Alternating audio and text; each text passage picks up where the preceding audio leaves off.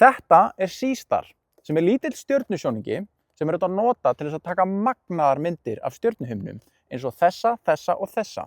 En það líka hægt að nota hann til þess að framkvæma alvöru tilraunir í stjarneðlisfræði og ég ætla að sýna ykkur hvernig við setjum hann upp. Ég opna töskuna, elska þessa tösku líka, tek Seastarinn hérna og það þrífótur og við getum skrúað hann á.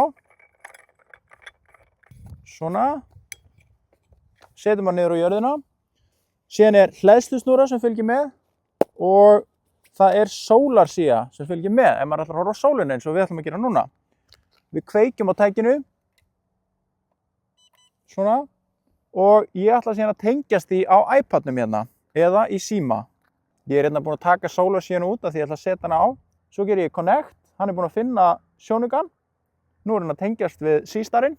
Ég geri open arm af því ég ætla að setja sólarsíðuna á til þess að það sé öruggt að kíkja á sólina.